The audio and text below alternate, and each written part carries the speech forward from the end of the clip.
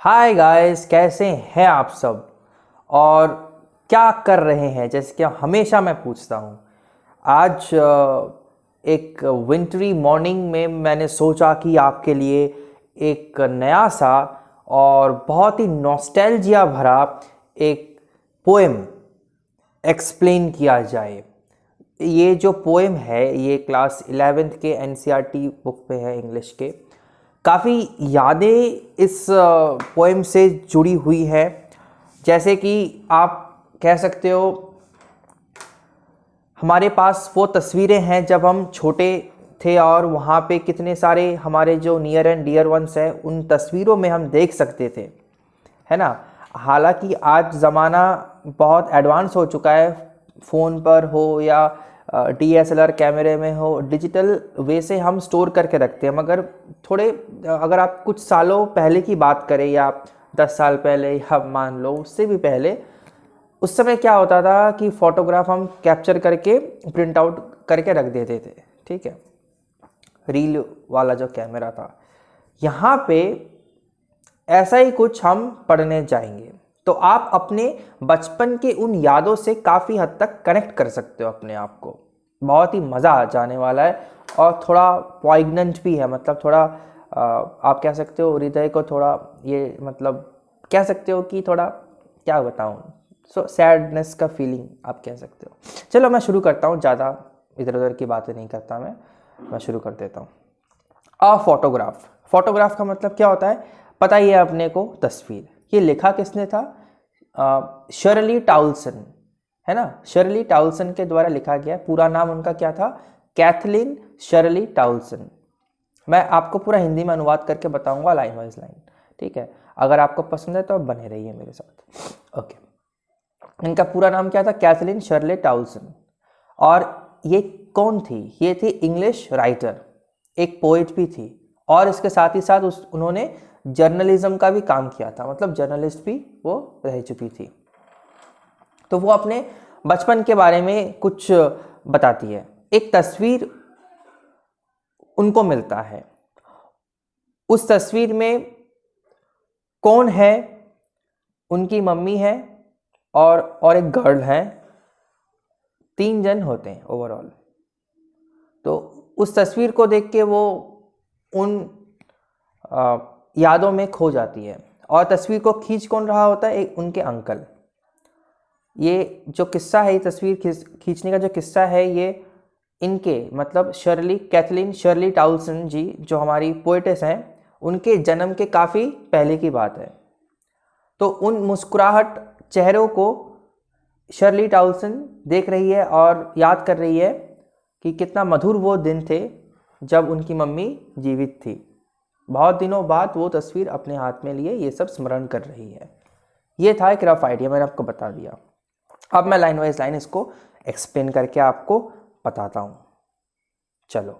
The cardboard shows me how it was when the 2 girl cousins went paddling. Cardboard का मतलब क्या होता है? फोटो फ्रेम हम मान के चलते हैं, जो कि दिखाता है, फोटो फ्रेम जिसमें हम तस्वीर रखते हैं, वो दिखाता है कि कैसे 2 गर्ल कजन्स, 2 गर्ल मतलब समझते हो, कजन्स गए थे पैडलिंग करने। पैडलिंग का मतलब क्या होता है? पैडलिंग किया जाता है वाटर में, ठीक है, स्ट्रीम में, या मतलब जहाँ पे वाटर हो या लेक हो वहाँ पे वो गए थे।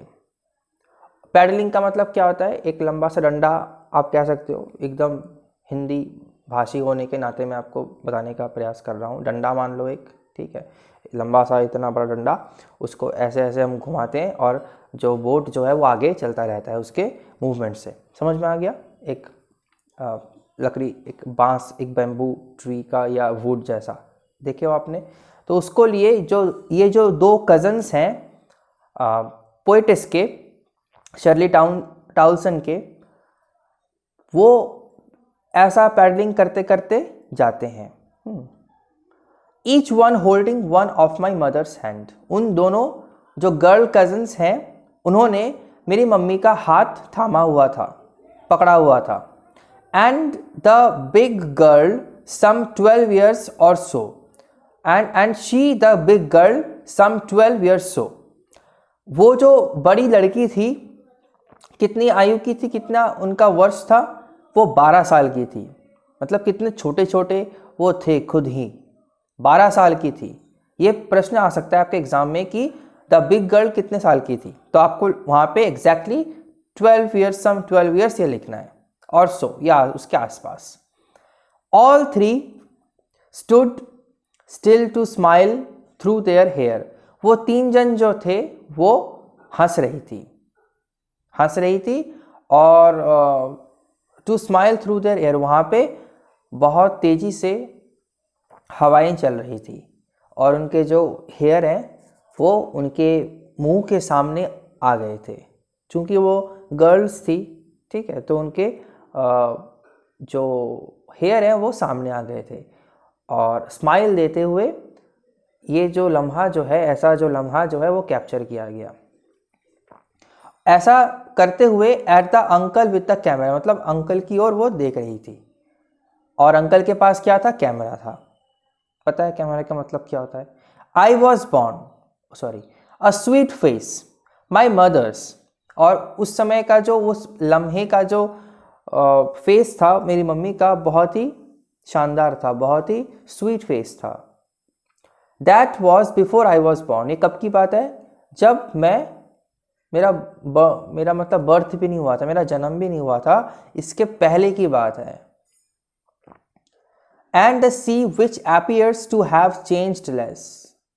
और मैंने कहा था आपको, वो कहीं वाटरी प्लेस में गए थे, लेक कहा था, स्ट्रीम कहा था।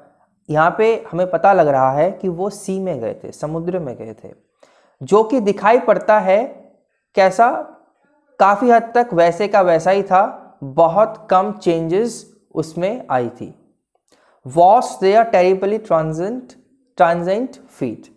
और वॉश कर गया था, मतलब हम जब जाते हैं कभी सी शोर में या बैंक ऑफ द बैंक में, मतलब बैंक मतलब किनारा, वहाँ पे जाके जब हम कुछ दूरी चल के जाते हैं तो वहाँ पे वेव्स मतलब वो जो लहर है समुद्र का, वो आता है, हमारे पैरों को टच करके, स्पर्श करके वापस चला जाता है।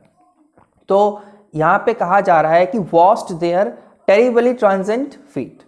टेरिबली मतलब खतरनाक, ठीक है, ट्रांजेंट फीट मतलब कुछ लम्हा, वो जो फीट है उनका जो पैर है, कुछ लम्हों के लिए वहाँ पे वो गए थे, और वो आता है, लहर आता है और दोबारा से पूरा साफ करके चला जाता है।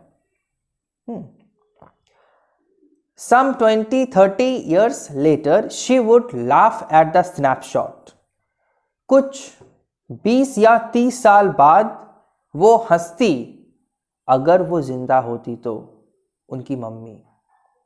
वो ये देख के हंसती। ये जो स्नैपशॉट है मतलब फोटोग्राफ है, जो कि शर्ली टाउल्सन देख रही है कि उनकी मम्मी कैसी थी और उनके साथ 2 गर्ल्स कैसी थी। अगर शर्ली टाउल्सन की मम्मी जिंदा होती और ये तस्वीर को देखती अपना, तो वो खुद हंसती इसको देख के, ठीक है।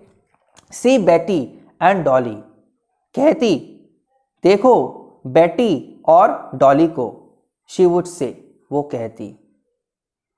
And look how they dressed us for the beach, और उन्होंने कैसे हमें पहनाया था ड्रेस बीच के लिए। बीच में वो लोग गए थे, बीच मतलब वही मैंने बताया, सी शोर, bank. The C holiday was her past. ये जो सी हॉलीडे था ये उनका एक अतीत का किस्सा था, अतीत में हो चुका था, भूतकाल में हो चुका था। माइन इज अ लाफ्टर, और मेरा जो था मेरे को बहुत पसंद आया था, अतीत का ही एक किस्सा। वो जो उनकी हंसी थी, उनकी मम्मी की जो हंसी थी, वो देख के बहुत मेरे को हैप्पी फीलिंग हुई थी, मतलब मैं बहुत ही प्रसन्न हुआ था। तो वो भी अब नहीं रहा, वो जो हंसी जो है, वो जो हैप्पीनेस है, प्रेजेंटली शायद से उनके पास नहीं है। तो पुराना जो किस्सा था, जब हैप्पी टाइम था, उसको देख के शर्ली टाउल्सन जो है वो खुद को प्रसन्न कर रही है, खुशी देने की प्रयास कर रही है। ठीक है, okay. Both wry with the laboured ease of loss. Both मतलब मम्मी ने टाउलसन, शर्ली टाउलसन की जो मम्मी थी वो तो इस दुनिया में अब रिसेंटली नहीं रही, ना ही उनकी मम्मी उनके संपर्क में है और ना ही शर्ली टाउलसन जो है अपनी मम्मी के संपर्क में है, ऐसा, क्योंकि उनकी मम्मी जीवित नहीं रही। तो इसीलिए यहाँ पे कहा जा रहा है कि बोथ व्राई, वाई मतलब क्या होता है, डिसअपॉइंटेड, ठीक है, with the laboured ease of loss, दोनों ने एक दूसरे को खो दिया, सिंपली, ठीक है। Now she has been dead nearly as many years as that girl lived. अब वो जो थी वो कितने साल हो गए उनको गुजरे हुए, एज दैट गर्ल लिव्ड मतलब जितना वो जो यंग गर्ल ऑफ 12 ईयर्स की थी उतने साल हो गए पोएटिस की जो मम्मी के गुजरे हुए, मतलब 12 साल हो गए पोएटिस की जो मम्मी है वो गुजर चुकी है। And of this circumstance there is nothing to say at all, और इस सर्कमस्टेंस के बारे में, ये जो लम्हा है, ये जो सिचुएशन है, इसके बारे में मेरे को कुछ नहीं कहना। It's silences. साइलेंस जो है, चुप्पी जो है, चुप्पी और भी ज़्यादा डीप लेवल पर चला जाता है। मतलब साइलेंस जो मतलब एकदम कोई आवाज़ नहीं, कुछ नहीं, वो साइलेंस भी जो है और भी ज़्यादा साइलेंस बन जाता है। मतलब कितना आप कह सकते हो एम्फेसिस किया गया है, स्ट्रेस किया गया है साइलेंस के ऊपर भी। तो मैं आपको कुछ लिटरेरी डिवाइसेस बता देता हूँ इसमें क्या क्या यूज्ड हुई हैं, या फिगर ऑफ स्पीच कह लो। सबसे पहले जो है थर्ड लाइन, फर्स्ट स्टैंजा का जो थर्ड लाइन है वहाँ पे देखो लिखा हुआ है each one holding one of my mother's hand. My mother's hand जब भी मैं कहता हूँ तो माई मदर्स हैंड यहाँ पे कॉन्सोनेंट साउंड्स जो है प्रोड्यूस होते हैं वन आफ्टर अनदर वर्ड, है ना। तो यहाँ पे अब हम कह सकते हैं कि यहाँ पे एलिट्रेशन का व्यवहार हुआ है, एलिट्रेशन, ठीक है। दोबारा से देखो 1 2 3 4, फिफ्थ लाइन जो है लिखा है all three stood still to smile through their hair. तो यहाँ पे स्टूड स्टिल जो है, यहाँ पे भी कॉन्सोनेंट साउंड प्रोड्यूस होता है, तो यहाँ पे भी एलिट्रेशन का प्रयोग हो रहा है, ठीक है। अब देखो दूसरा जो है तीसरा, आई मीन टू से एकदम फर्स्ट स्टैंजा के लास्ट लाइन जो है वॉस्ट देयर टेरिबली ट्रांजेंट फीट जो है। तो टेरिबली ट्रांजेंट फीट मतलब तो बता ही दिया। तो यहाँ पे एपिथेट का यूज़ हो रहा है, ठीक है। एपिथेट का मतलब होता है कि आप कह सकते हो कोई भी एडजेक्टिव लगा के या कोई कैरेक्टरिस्टिक लगा के नाउन के सामने बताना, ठीक है। तो टेरिबली ट्रांजेंट फीट, ये जो एपिथेट का एग्जाम्पल है, ओके। उसके बाद सेकेंड स्टैंजा का जो लास्ट लाइन है with the laboured ease of loss, तो यहाँ पे लेबर्ड ईज, यहाँ पे ऑक्सीमोरन का यूज़ हुआ है। क्या, क्यों, कैसे? ऑक्सीमोरन में क्या होता है, दो जो शब्द होते हैं वो एक दूसरे को कॉन्ट्राडिक्टरी होते हैं, एक दूसरे के, मतलब एक दूसरे का उल्टा होता है। तो यहाँ पे लेबर्ड और उसके बाद ईज, तो ये हो गया ऑक्सीमोरन का एग्जाम्पल। अब देखो जो थर्ड पैराग्राफ है, जो कि आपका लास्ट पैराग्राफ है, वहाँ पर and of this circumstances there is nothing to say at all, it's silences मतलब एकदम लास्ट लाइन जो है it's silences, यहाँ पे साइलेंस जो है वो प्रोड्यूस करता है साइलेंस को, ठीक है।